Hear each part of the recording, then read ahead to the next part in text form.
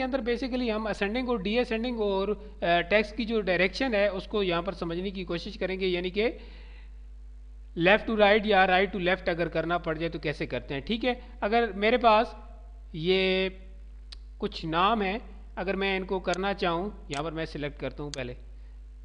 अगर मैं अभी ये मेरे पास लेफ्ट में है, अगर मैं इन्हें राइट में लाना चाहूँ तो डायरेक्टली आप यहाँ से ला सकते हैं। ठीक है, ये आप देख लें,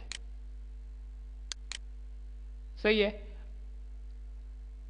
इसके बाद इनकी सॉर्टिंग, अगर इन्हें सॉर्ट करना चाहते हैं, असेंडिंग डीअसेंडिंग करना चाहते हैं तो वो आप यहाँ से करते हैं। टाइप जो होगी वो टेक्स्ट होगी, असेंडिंग ओके, ठीक है, टाइप टेक्स्ट, डीअसेंडिंग ओके, यानी कि Z to A या A to Z आप करना चाहो तो बड़ी आसानी से यहाँ से कर सकते हो।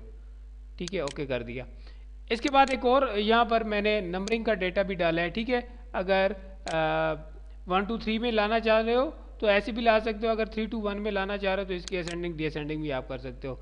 तो इसने ऑटोमेटिकली डिटेक्ट किया, टाइप जो था वो टेक्स्ट का डेटा था, यानी कि नंबरिंग का था, सॉरी फॉर दैट नंबरिंग का था, और यहाँ पर आप कर सकते हो। ठीक है, ओके कर दिया।